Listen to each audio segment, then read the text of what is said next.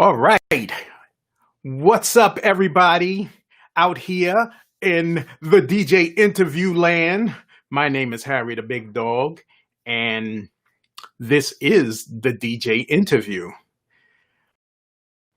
We want to welcome everyone from Twitch, YouTube, Periscope, and Daily Motion today, plus our Facebook group and our Facebook page, DJ Interview. So, without further ado, I'm going to bring on our next special guest, representing Brooklyn, and other parts of the world, DJ Sky. I guess we lost him for a second. We'll get him back. In the meantime, here he comes. DJ Sky, what's going on, bro? What's good, man? What's good? What's good? The tech gods are kind of with us today. Look, I'll just keep hitting the refresh button. That's it. We going with it no matter what happens. Exactly. What's good, my dude? What's good? I'm chilling, man. I'm hoping all is well where you are in your neck of the woods. So let's get this thing started. Yes, sir. While the tech gods are with us right now. Okay. Tell everybody your name, where you're representing, and how you got into this DJ world. Okay. Well, as you can see on the hat, it's DJ Sky. I'm out of Brooklyn. And how I got into this, don't tell me you've done it again. Okay, you went down. Yes, I see the little box. How I got into this, actually my nephew father and my niece father, they was DJs. You know, older guys, they was DJs and everything. And that's how I really got it. That's how I really got into it because, you know, I used to see them guys and everything like that. So I thought it was cool. I ain't gonna front. I thought it was cool. And I was like, I want to do that. You know? So, and that's what I've done. You know, that's how it happened. You know? Nice. So, your journey, what year did it start?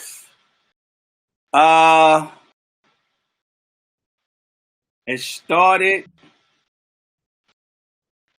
like when I really got out there, I want to say about 95, 94, 95. Okay. Yeah. So what inspired you to DJ? Were you following DJs? Were you like hanging out with them? Like I said, my niece father and my nephew father, they done it. You know what I'm saying? Actually, no. Actually, it was a guy. He actually DJ. His name was Stan. You know, his name is Stanley, and my boy Darren. They actually, them two used to DJ too, and everything like that. So I used to go with them. You know what I'm saying? I used to go to parties and stuff with them, but I never done it. You know what I'm saying? Like I had equipment in my house from, you know, my nephew father and everything like that, but I was kind of like scared. You know, I was really kind of scared to try to go out there and do it and everything like that, you know? So, but I say about 95, 96 was where I kind of like, I didn't step out. I got pushed out, actually. I got pushed Explain that. All right. My man, June, that's my boy. You know, he was like, yo, you know, I'm doing the party, this, that, you know, so forth. So I was like, all right, cool. I knew how to do the basic stuff. I knew how to blend. I knew how to go zigga, you know, not too much crazy stuff. I knew how to do that. But I started going to his house and he started showing me more. So he was like, yo, I'm doing a party. And I was like, okay. He was like, yo, I want you to come. So I was like, okay, you know, because we lived in the same building. So I said, okay, Yeah. no problem, I come. So we get to the place. It's in a loft, mind you, in Manhattan. And Wow. we get to the place, we set up and everything like that. So he goes, yo, man. He said, I'm gonna let you play. And I was like, nah, Joe. I was like, nah, I don't want to. He was like, nah. He was like, yo. He was like, yo, you gonna have to get out there sometime. And I was like, nah, June, like chill, like nah. He was like, all right. So then this is what he did. He said he had to go to the bathroom. And I'm The like, old go to the bathroom trick, huh? no, but the thing was this. He drunk. You know what I'm saying? That was his thing. You know what I'm saying? He would drink and everything like that. So, you know, I'm like, okay, he got to go to the bathroom. I could do 1 or 2 songs. Negative. He had a long bathroom break, huh? He left, and then he went into the crowd, and there was a lot of people. It was a lot of people in this loft, and yo, I played the first 2 songs. I'm like, okay. I played the 3rd song. I'm like, okay. Now, next thing you know, I'm like on my 15th song. I'm like, where the hell is dude at? And he's sitting in the crowd. I just happened to kind of like look. I don't know what made me look that way, but I looked, and he's in the crowd, and he's in between 2 Waving people. at you like this. He wasn't even waving. He trying to hide so I can't see him. And I saw him, and I'm like, oh, this dude here, man, and that started it from there. That actually started from there, you know. Yeah, we got people checking in. We got DJ Fame checking in. Fame, what's good? Thanks for the song, Fame. Thanks for the song. We got DJ P Nice checking in. Be we nice. got the international. I got to do it with the hands too. Oh. The international DJ Tommy Lee checking in. We got DJ CJ checking in. Okay. We got Chris Gloss checking in. What's up, champion? What up, people? What up? So you get thrust into this DJ thing. Do you have your own equipment yet? No. When did that happen? I got my first set of equipment maybe. No, actually, I got my first set of equipment maybe 93, but it was bullcrap equipment. One of them Gemini in a box? Yeah. Yeah. So that, you know, so I really don't say I had equipment till probably about like 98. What did you end up getting? The stuff that's like my techniques that I still know. I still got my techniques. I had a Gemini mixer, and everybody has it. Yeah, I had a Gemini mixer, and my Stanton, you know, needles and everything like that. That was it. That was my first set, and I still, out of everything that I first got, I still have my turntables. You know. So, what type of sound system did you have, or did you have any yet? Well, I was able to use once I got my stuff and everything, like got my turntables and stuff. I was actually able to use my niece's father speakers, or I could use my boy June. I could use his speakers and his amp and everything like that. So I didn't get my speakers maybe to about maybe about 2000, 2001. Okay. I got my first set. I got my first set of speakers and an amp. Okay. Yeah. So in DJ world, you started pretty early. You were the last.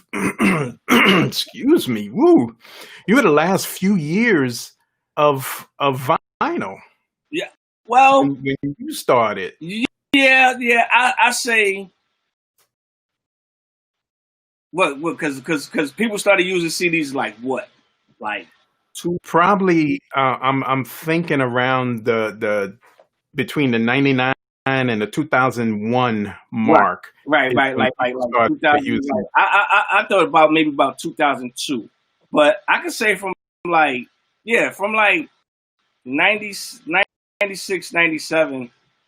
You know, I mean, I had vinyl and stuff. I had vinyl and stuff like that, and I was definitely playing. You know, and I wasn't going. I actually wasn't going to switch over because I didn't want to do the whole CD thing. I didn't want.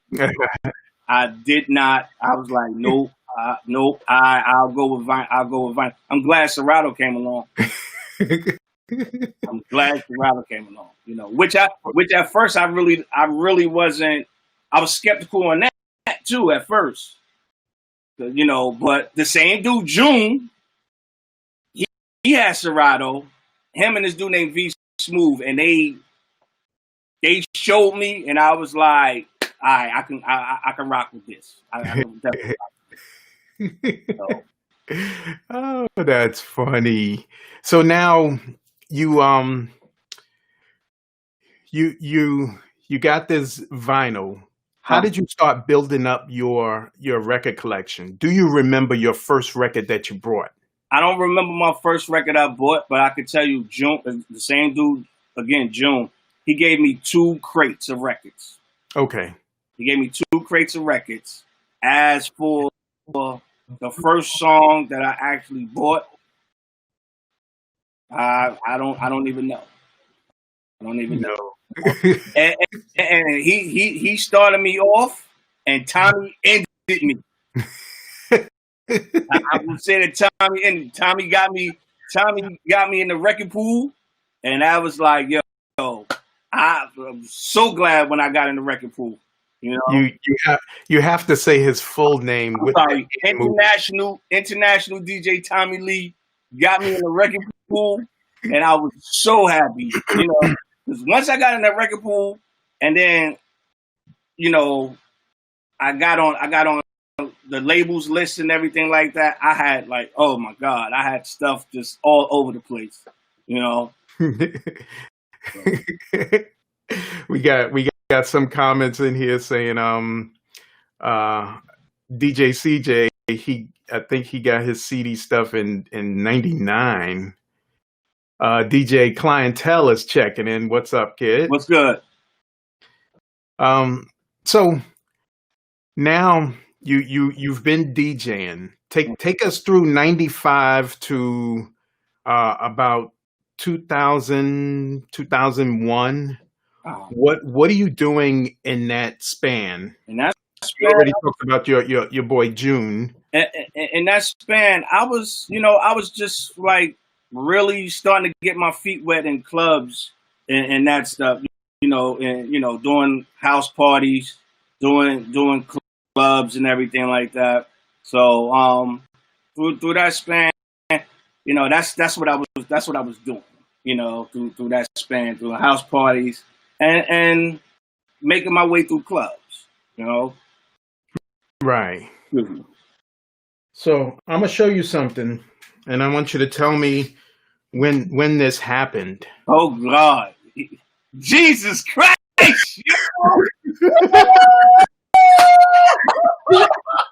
Now, when did this happen? That had to happen like 2000.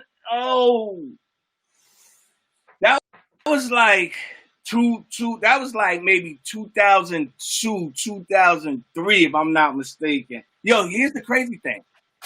I got none of my CDs that I've done. None of them. I'll sell you one. None of them. Yeah, I might have to. Okay, tell me when this happened. See?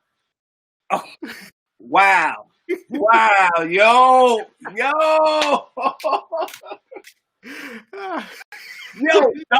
I'm sorry. I got one CD. I got one CD left, which I done maybe 3 years ago. Yeah. I got that. You know what I'm saying? I still got it because sometimes people still call me and ask me, do I got copies? And then I just sit them off. Wow. I just took you back, didn't I? Wow. Yeah, man. DJ DJ Tommy Lee asked, why did he give you the records? Was it to start you off? Was it your own personal starter kit? Why? June. Don't give me the record. Yeah, Why did June give you the records? He gave me the record because that was my own personal like yo here, like here. Let me get you started. Like yo, this is it. I mean, I was helping him with stuff. So, once I got my turntables and everything like that, he was like, yo, I went all the way to his house, and mind you, I was living up in the Bronx in my sister's crib, and he was living all the way in Flatbush by Brooklyn College. Yeah. So I didn't know how to put my needles together. So I went all the way to his crib, and he put the needles together. Yeah, he put the needles together, and then he gave me 2 crates of records. So I had to take a cab from his crib back up to the Bronx. I tell you one thing, that cab was cheaper than it was buying all them records separately. Dude, it was like $35. Like $35 to get up to to get back up to the Bronx. Now you try to take a cab up to the Bronx, it's like $80. So it's like, yo, that is funny. Wow. Yo, you just blew mine with the 2 CDs, man. I took you way back. Wow. DJ Howie D checking in. Who? DJ Howie D. Oh, what's good? Wow. Man. So okay, during your journey, we still in the 95 to the 2001 mark. Uh-huh. Where are you getting these gigs? How are you getting gigs? Are you rolling with people? I know you said you DJ'd with DJ Tommy Lee. Right. Oh, excuse me. International DJ Tommy Lee. Right. Right. So who else are you playing with? Well, Tommy, my boy Dirty Harry at the time. Not me. No. Which is funny because I spoke to Dirty Harry today too and everything. Tommy, Dirty Harry, of course June, and that was really about it. It was just it was those 3, and it was crazy because June actually, once I started really getting better, June started fading out. So people were still calling June for parties, but June was he was basically sending me to do them. You know what I'm saying? Like yo, he would tell them the people whatever the case may be, and then they were like, all right, whatever, and then they would I would go in his place and everything like that. So now in your ventures, you told me you had DJ So Lovely checking in too. What's going on? You told me that you actually know DJ Fame. Yes. How did you meet him? I met Fame through Tommy. Oh, okay. I met Fame through Tommy. Is this recent or way back in the day? Had to be probably like in the last, I don't know, I think probably about 6 years, something like that. Okay. 6, 7 years, something in that fashion, Yeah. Have you guys played together? Because I'm noticing something here. Yes, we done Tommy's party.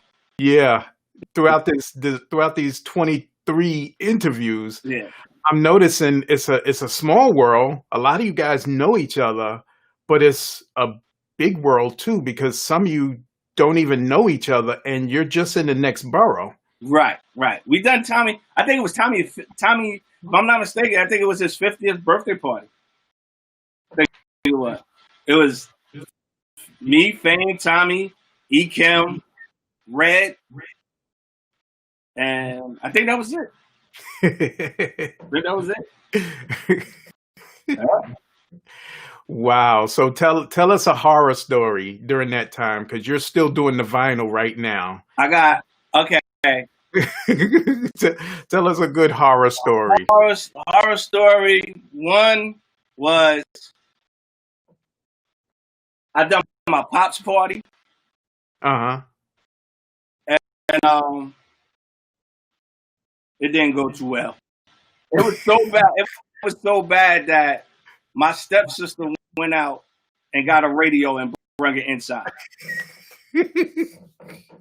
We need details. It was horrible. Like it was horrible. Like it just wasn't good. And that's when I had the whack equipment.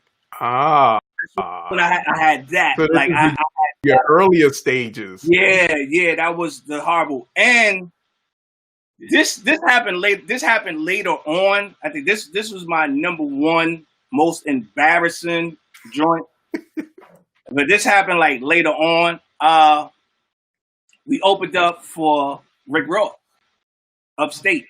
Okay. And so before the show, I didn't eat or anything. You know what I'm saying? I was like, yo, there's mad people in there. Everything, everybody, having a good time, bugging out, this, that, so on. The guy comes, he goes, yo, it's time for y'all to go. So since I'm the DJ, I'm the first one that's supposed to go on stage, because what I'm gonna do, I'm gonna hype the crowd up, then I'm gonna bring them out. All of a sudden, get to the stairs, go up to the stairs. I pulled the Bob Hurley. Now, for those that don't know, Bobby Hurley, his freshman year at Duke, they played in the championship. They played UNLV. And before the game started, he caught the bubble because he had to run back to the bathroom and take a dump. And that's what happened. I got to the stage, and I was like, "No, don't tell me, yo!"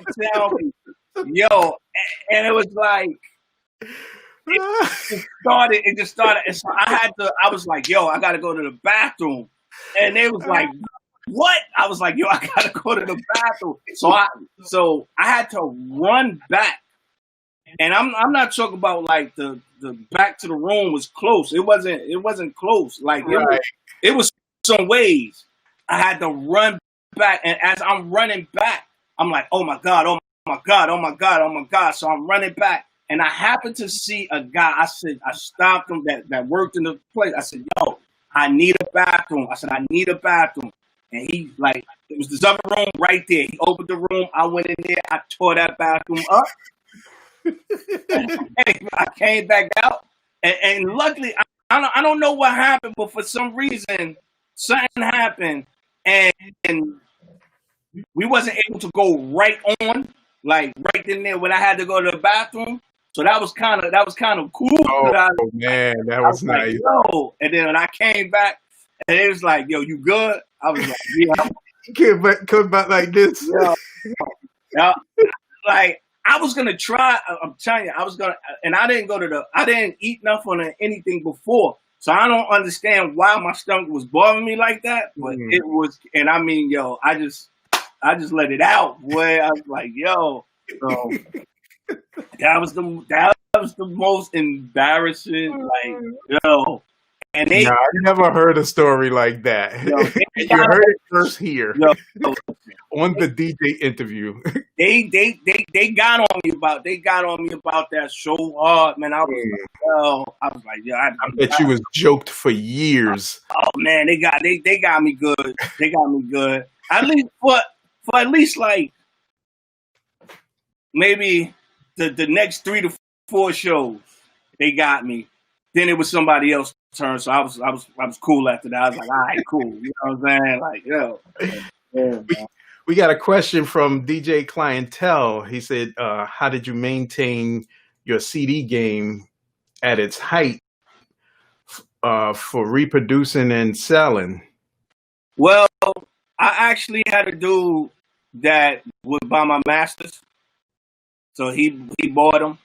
He bought the masters and everything like that. I would make copies for myself too, and then when like wherever he sent them to, whatever the case would be, if they finished, whatever the case, then they would call me because my name was, my number and stuff was on the CDs or whatever the case would be. So they would call me, and then I'd be like, all right, and then I would send it back out and everything. But he always actually made me copies and gave me copies, because besides him having the stores for me, I also had stores too, but once he started putting them everywhere, I was like, you know what? I'm not gonna even put them in stores. I'm just gonna hold them till people call me, or if I went out of town and done something, then I would take some, and then I would stuff like that. Yeah. Yep. We got a question from DJ CJ. He said, "Who is your favorite DJ of all time?" Jazzy Jeff. Jazzy Jeff. Why? Because he plays everything. He plays everything, and he plays it. He plays it good. When you hear him play, when you see him play and everything like that, like he has no flaws to me. You know what I'm saying? Like, and if he do, it's very hard to spot. So, that's practice. Jazzy Jeff is definitely my number one DJ. Definitely. We got Shice, Talk of the Town, checking in. What's up, Shice? What's good? DJ Tommy Lee said that was easy. Jazzy Jeff. Yeah. So now, taking us a little forward, you started on the CDJs. No, I started on the turntables. No, I'm talking about after your turntable life. Right. Before you went digital, you went to the CDJs, correct? Right. How long did you do that? I did that for maybe a second, because I didn't want to have to burn songs onto CDs. I didn't want to do it, because to be honest with you, I think that was a way where people could really steal your stuff, and then you trying to put all these songs on the CD. I did not want to do that at all. I was like, no, you don't even fit with so many songs on a CD. Yeah, and I was like, no, I don't. I was like, I don't want to do that. Unlike the 50,000, you could fit on one of these. Right. So I wasn't trying to do it. I was like, I will take vinyl till I can't take it no more. And I'm telling you, like, I was glad that Serato came. You know what I'm saying? I was glad because once, like I said, once June and V Smooth showed me that, I said, okay, I'll do that before I do the CDs. That's a good segue. Yeah. When did you start Serato? Your digital journey? Maybe about, I want to say, maybe about 2006, 2007. Whenever it first came out. Oh, you were one of the early adopters. No, I got it a year later. I got it a year later. Okay. I got it a year later. I think it was still Scratch Live, right? Yeah, Scratch Live. It's Scratch Live. I mean, I still got my box. Yeah. Yep. So now, how long did it take you to do the transition? We had a running poll here. We had from a couple of days to 5 years before they did the full switch over. How long did it take you to be comfortable with Serato and leave your vinyl at home? It took me 2 years. 2 years. Yeah. Because you were kind of not wanting to adopt it yet, or no? The first year I got it, I wanted to make sure that I knew what the hell I was doing. So the first year I got it, I left it in the house and I rocked.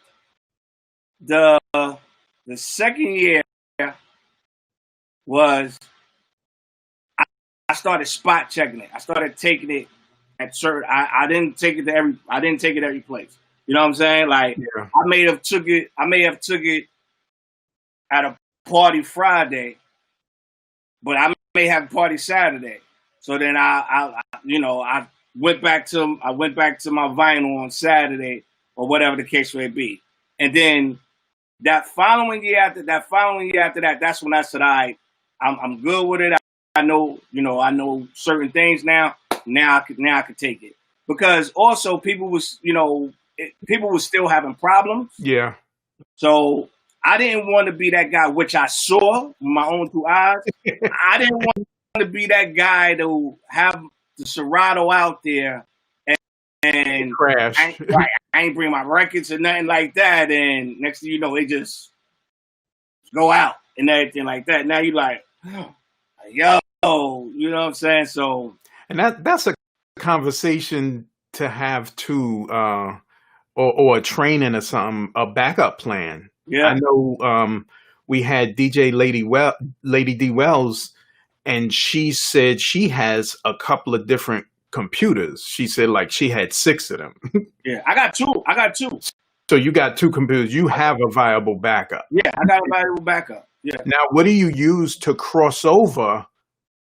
Do you have something on your cell phone where you can play music, or a MP3 mix where you can play until you do the switch over? Nope. Has that happened to you? Nope. I'll talk.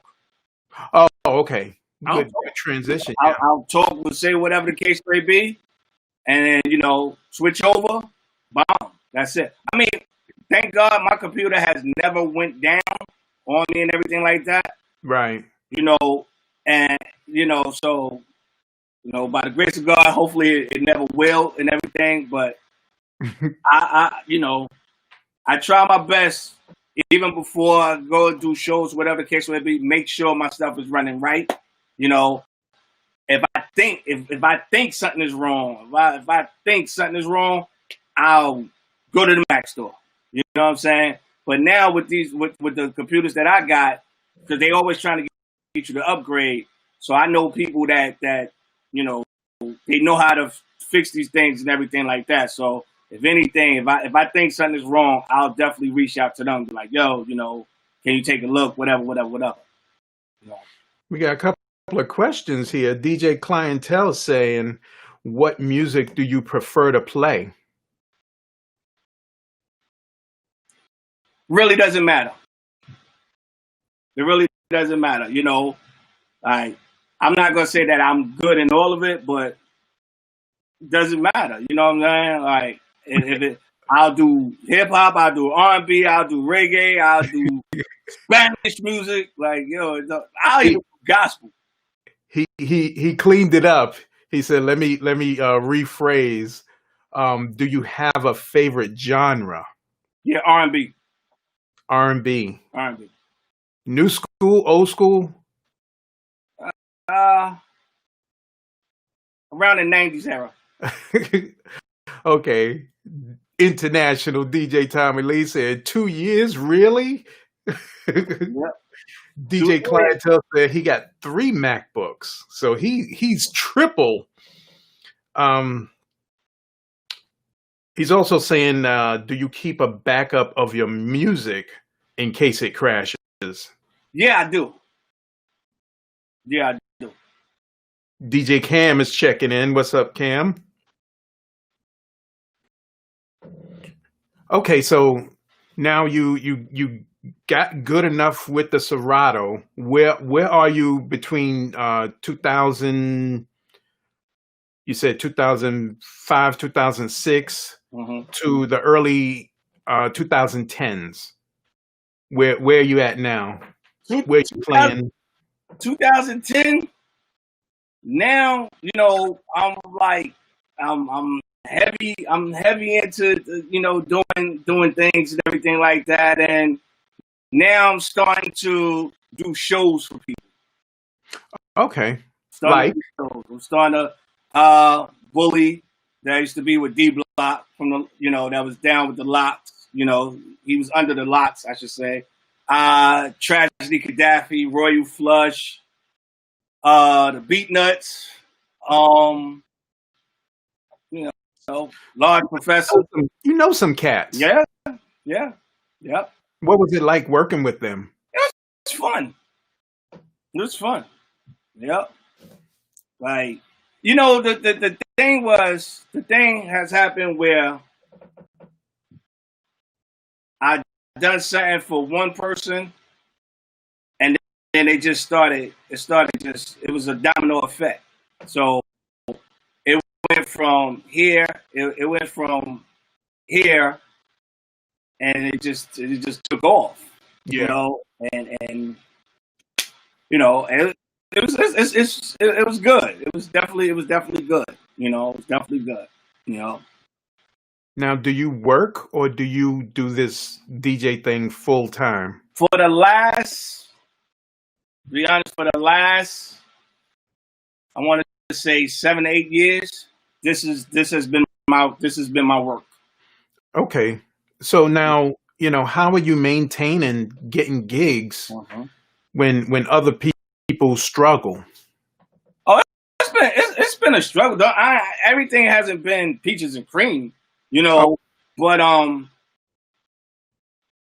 you know, just dudes wanting to work with me.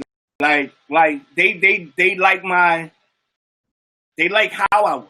You know what I'm saying? It's like, I don't come in with the whole being the whole Hollywood and everything like that. So they was like, yo, you know what? Yo, you mad cool, this, that, so and so. Or they'd see me and they'll see me do a show and then they would be like, yo, can you do my set?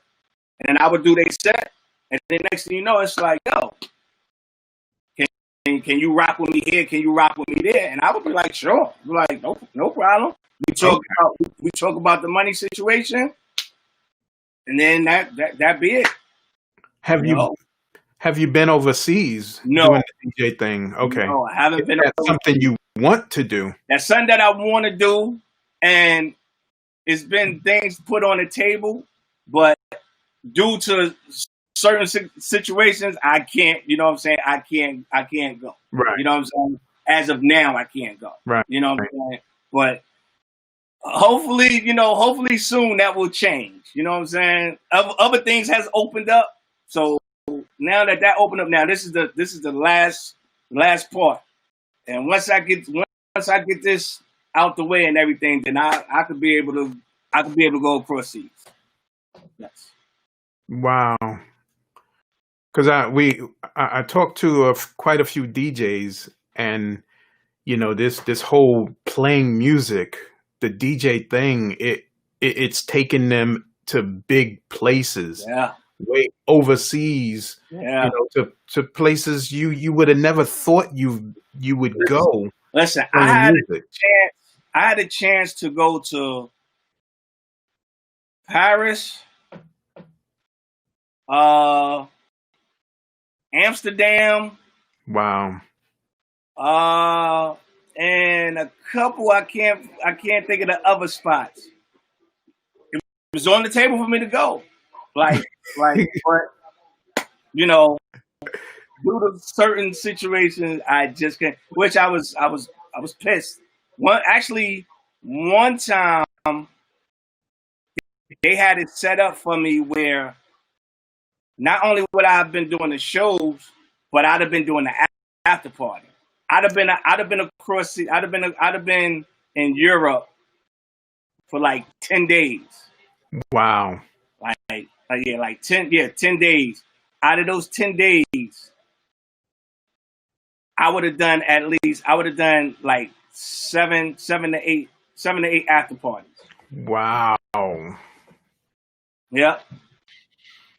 And it was set in stone. It was set in everything. But due to certain a situation, I couldn't go. And I really wanted people to hear that because the opportunities are there. Oh, So a lot of DJs here, and they, when you get with the right people, and networking is a big part of it. That's why I asked you that question of, how are you getting these gigs and maintaining? yeah, you. One thing I know, and me not even going over there, but they love American DJs, especially when you affiliate yourself with certain people. When you affiliate yourself with certain artists and everything, and they know that, they give you the world. I know a guy now who went across seas. I think it was last year. Not all that great DJ, but who he was with, right? who, They loved him. who he was with. They gave him everything. He came back to the States and he was like, "Yo, look at this, look at that." Like he called me, he was like, "Yo, look at this, look at that, look at this, look at that." They gave him everything. So, and it's possible it'll happen. Situations change. Yeah, and it'll happen. But I've been a lot of places in the United States with people too. So, like, hey, it is what it is. It is what it is. Well, name a few states you've been and played. California, Texas, Ohio, North Carolina, South Carolina, Atlanta, Boston,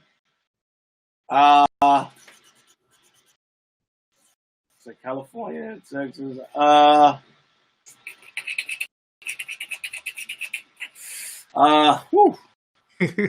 and that's enough right there, because Virginia, DC, those areas. Some people are just local, and that's the only place they do and feel comfortable is local in the local area. You may venture out so many miles, right, but not to another state. So that's big in itself. Yeah. So now this streaming thing, did you jump on that bandwagon and start streaming? I was doing streaming before all this stuff happened.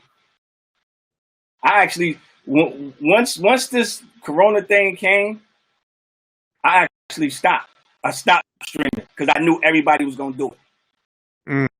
So I was like, you know what, I'm not going to do it. I'm not going to do it. But then I got bored and I was like, fuck it, I'll do it again. I'll do it, but I don't do it as much. I don't do it as much as everybody else be doing. Like, I'll do it today, and then I'll probably do it like 2 weeks later. Said like that.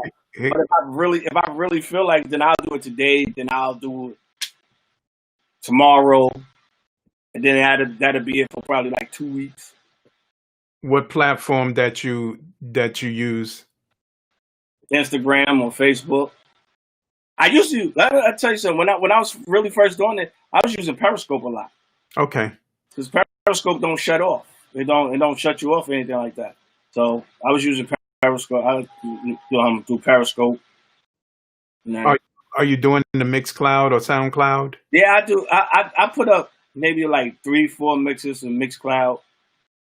And that was it. I ain't do too much of it. We got DJ Haywire checking in. What's up, kid? What's good? So,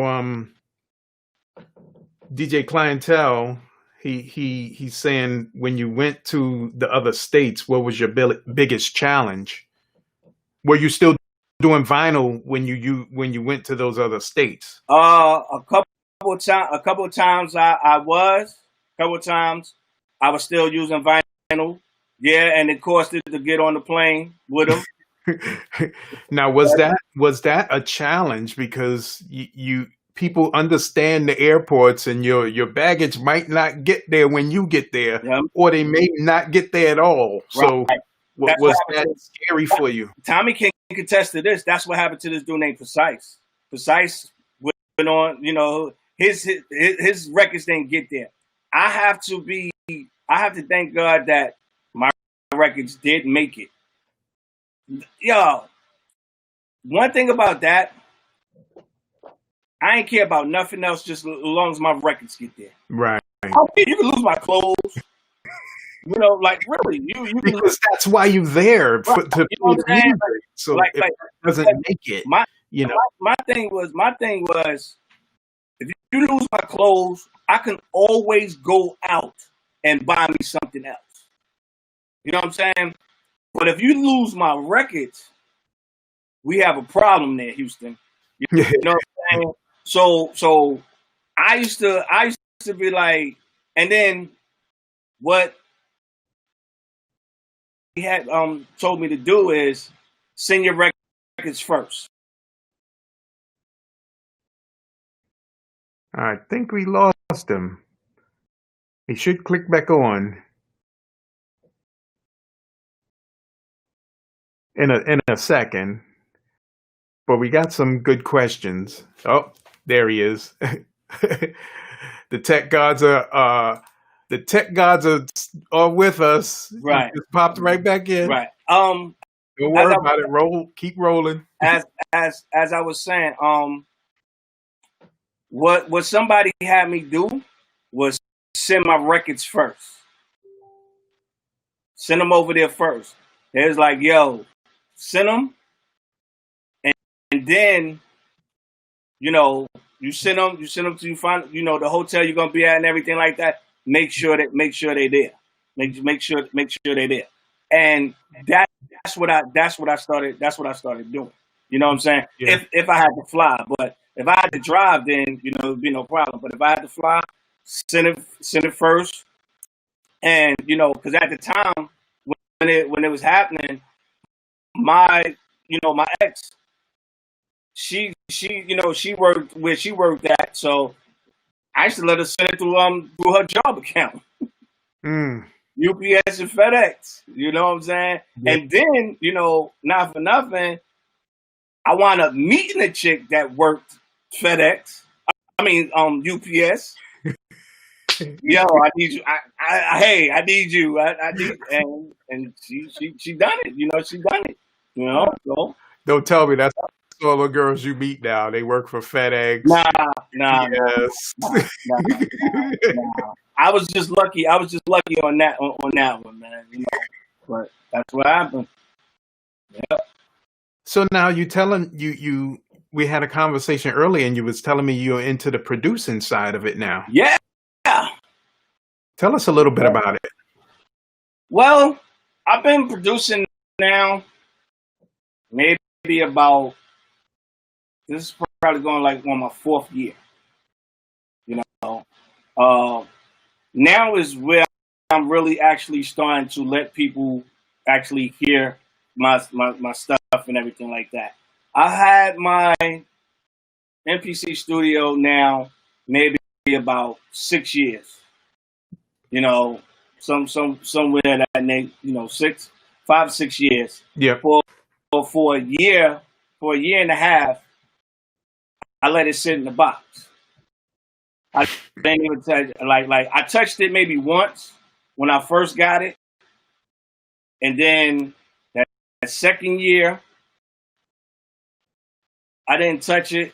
Then that third year was like I was sitting here, and I was like, okay, actually, Evil D, he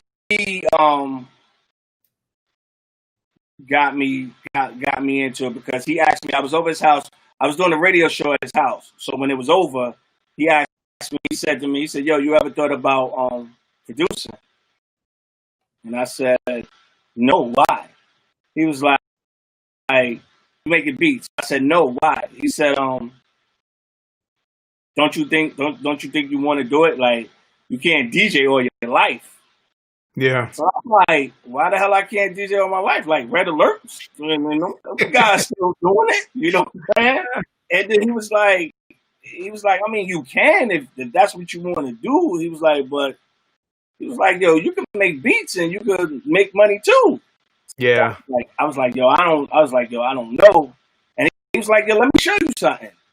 And he made a beat. What did he use? He used MPC. He used MPC.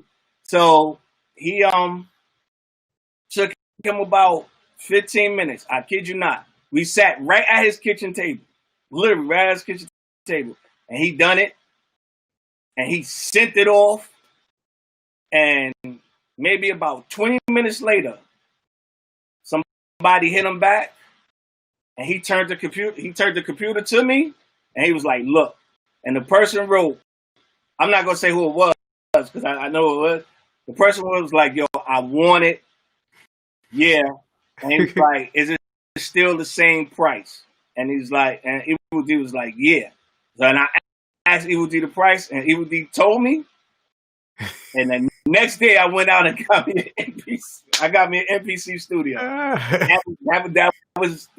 how I got started. That's how I got started. Now, DJ CJ said, "Do you do your own remixes?"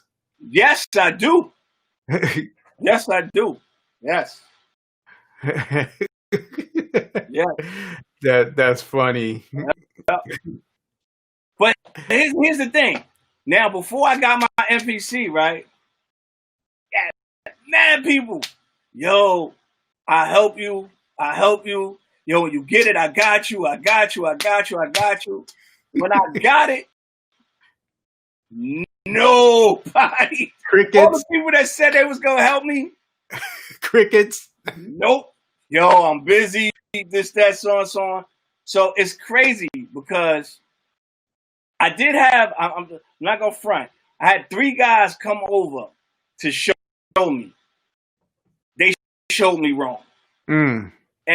And what I mean by that was, it was the right way, but they had supposed to start me from step 1. They didn't start me from step 1. They assumed you already knew what you was doing. But they already knew that I didn't know what I was doing because I told them that. I'm like, yo, this is my first time touching it. Like, so y'all gonna have to walk me through it. So instead of them starting me at step 1, they started me at step 30. And they're on there doing their thing, making their own stuff, and I'm sitting there like, yo, how did you even get the music in there? Right. You know what I'm saying? So I'm like, yo, I'm not like, yo, listen, we're not here for y'all to make your own beats. We're here for y'all you're here to teach me how to do this. How do I go from here to there? How do I do this? So, of course, they all went fast and everything. I said, all right, this is not gonna work. So I happened to just put up on Facebook, like, yo, I'm in here trying to learn this MPC studio. I need help. And my boy, JR, who I met while I was working at Madison Square Garden, and I done his son's first son's first birthday party. Okay. He always say it. He always say that. He came to my crib and he told me, he said, yo, I'm gonna show you 3 things. He said by the time I get to the 3rd thing, you're gonna be off and running. And sure enough, he showed me step 1. And he showed me step 2.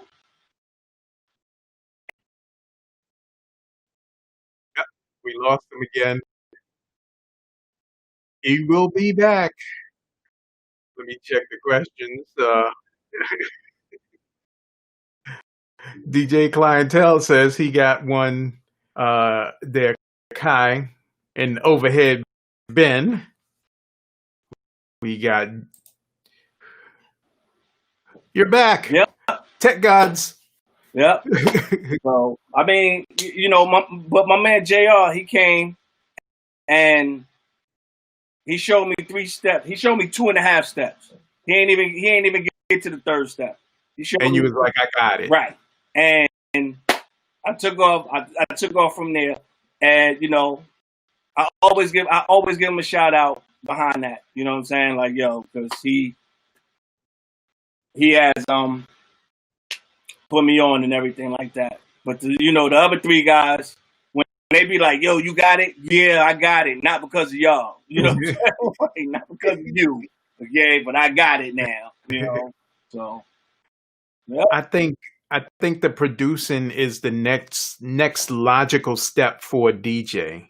Not everybody wants to do it, but I think it's the next logical step right, because you're doing remixes on the fly. You know, whether you're blending a cappella with an instrumental, right, you know, you're making a new song. right, So I right, think that's a natural progression. right.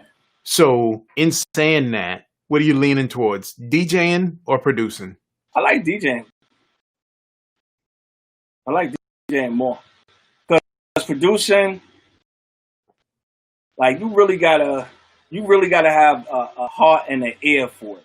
You know what I'm saying? Yeah. And Yeah. it's hard, especially if you don't got if you don't got certain elements and everything like that, and you don't know it. Like me, I don't know how to count music.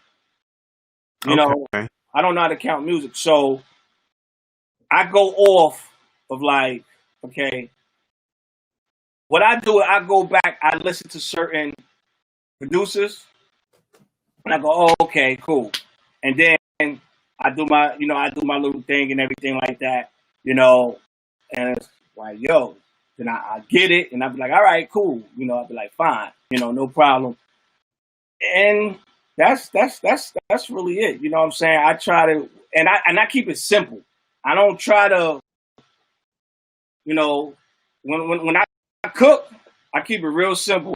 I put the ingredients that I need. I don't try to put that extra stuff to make it all spicy. And that's how I look at it. That's how I do it. Like, hey, you know, snare, kick, hi hat, Right. couple, sprinkle a couple effects or whatever the case may be, sound, and that's it. That's it. We got Lenny Moore checking in. We got LaShawn Walker Ellis checking in. What's up, guys? What's good, peoples?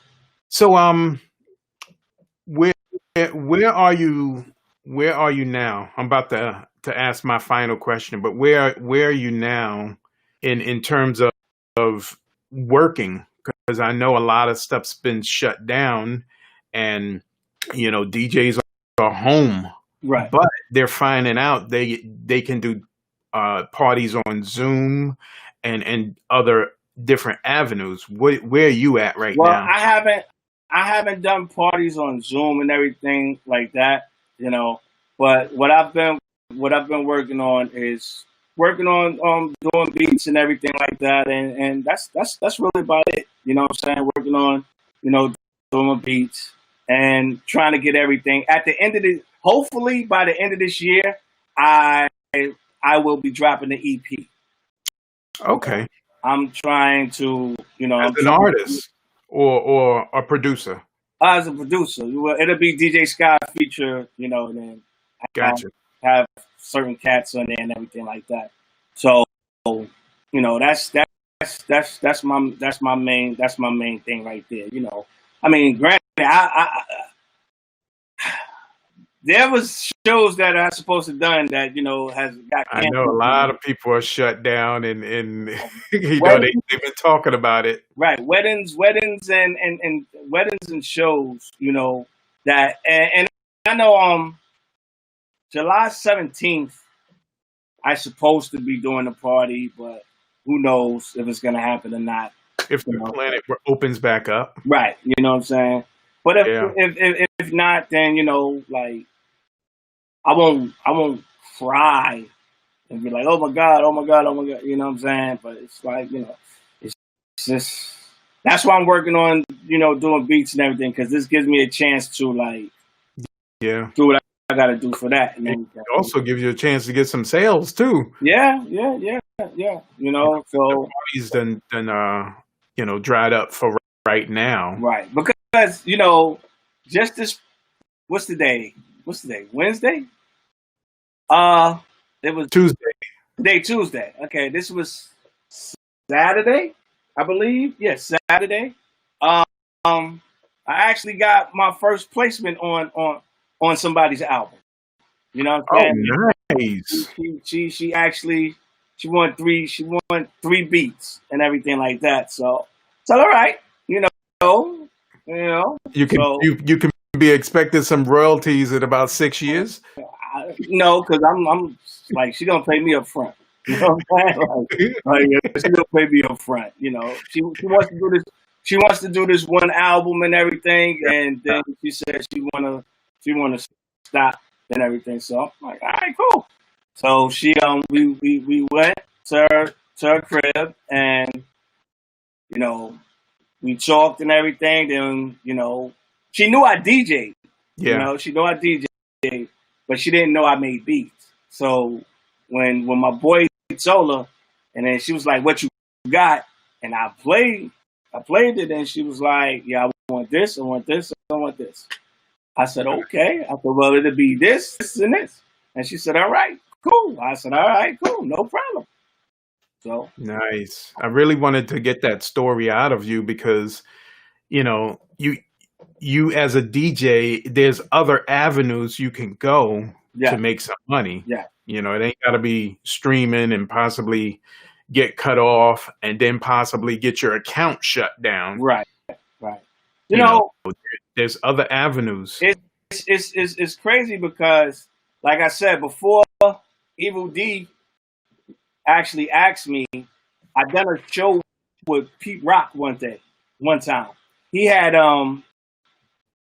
dropped his album, and he had the party at Brooklyn Bowl.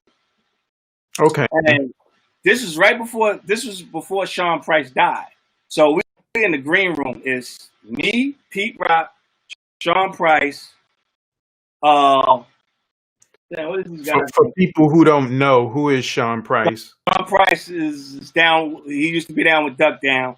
He passed away. He was with Helter Skelter. Okay. But he was down with Boot Camp Click. I'm sorry. It was me, Pete Rock, Sean Price, Slum Village, and I want to say Pharoah Monch. I want to say that I think it was him. So we in the green room and we talking and everything, and the guys from Slum Village asked me, did I have any beats? And I was like, yeah, but I don't got them in this computer. And I was fronting because I wasn't making beats then. Right. But that kind of like made me go, hey, maybe I need to think about this. I think I need to think about this. And then what happened with Evil D? Yeah. And I was like, yo, you know what? Let me just do it. You know what I'm saying? Let me do it. Let me get it. You know what I'm saying? The money was coming in and everything, and then not only that, plus I had got a hookup. Yeah. I was like, yo, man, like even if you don't really, even if you're not that great, get it and work on it. You never know and everything. And that's how I look at it. You know what I'm saying? That's how I look at it. Yeah. I can sample like a mother though. Sample. You gotta pay for them. Yeah, that's what I'm gonna say. I'm telling you, probably when I drop, I'm telling you, boy, a lot of people gonna be like, "Oh, who's that guy?" Okay, we need to go to him. Yeah, yeah, come here. You got to hit us off with some money, man.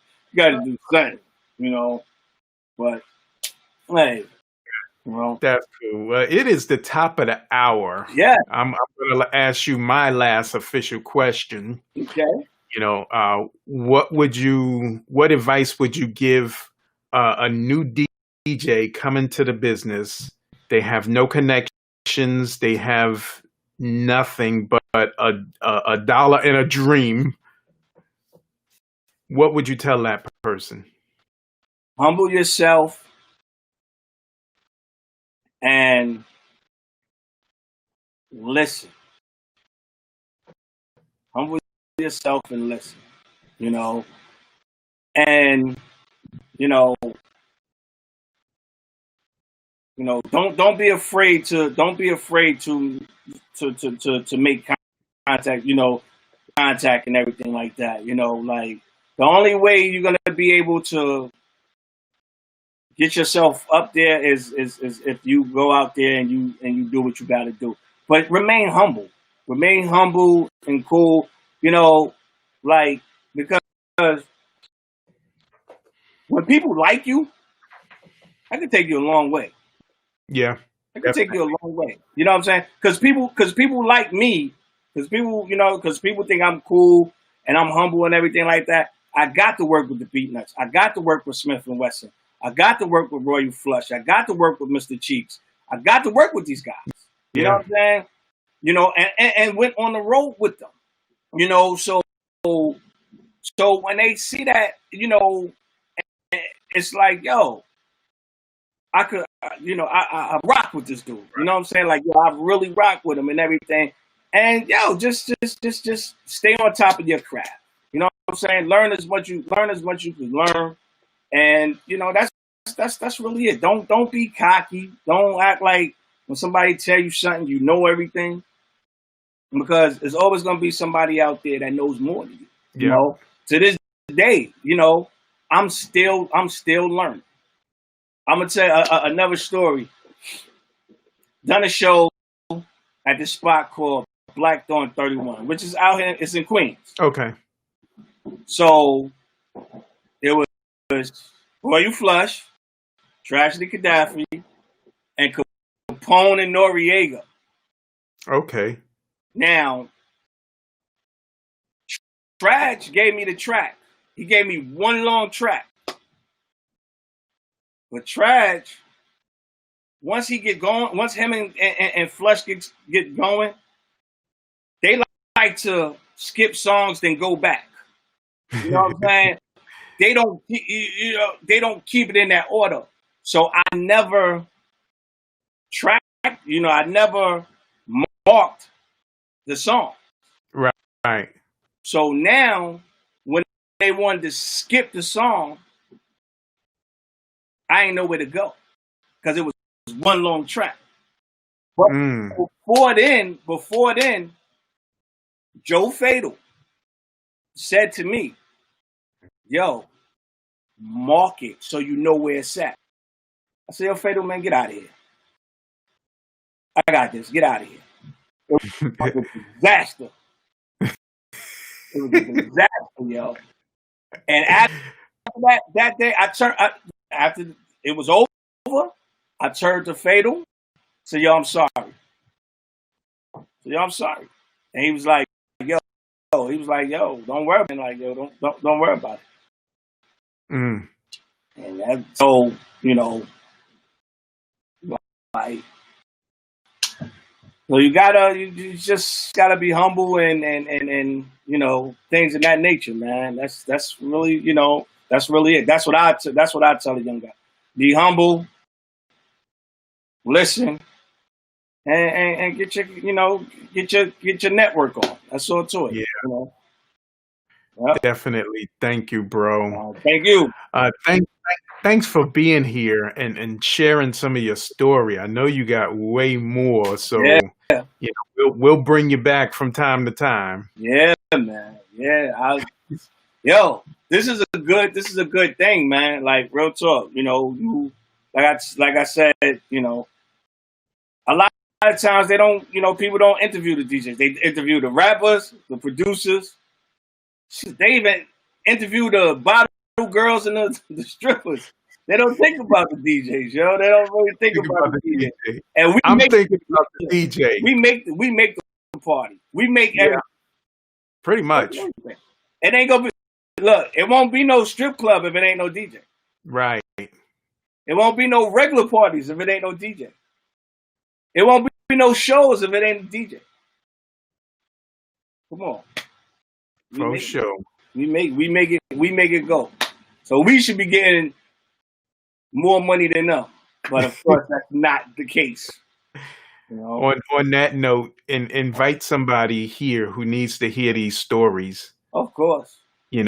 This is a community that I want to grow. I want to keep it small, but I want it to grow and we support each other to the max, bro. Definitely. So I do thank you for taking your time on a Tuesday night and hanging out with a brother. I wouldn't have been doing nothing but watching boxing. Right? Now people get to know a little more about you for the Yeah, people man.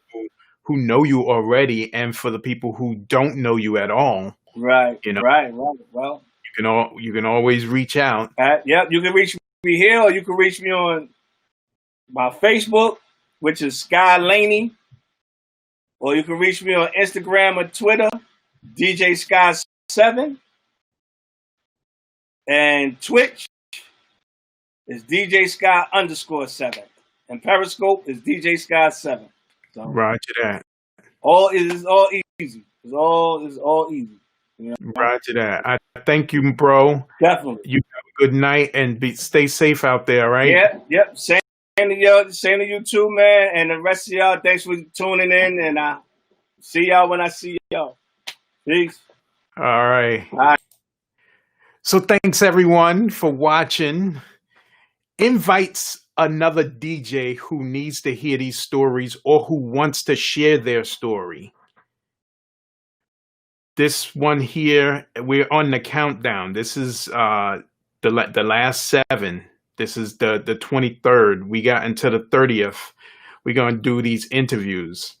So stay tuned for the next couple of days. We got some people coming in, and, you know, show your support. We will see you tomorrow at 8 o'clock. This is Harry the Big Dog with the DJ interview.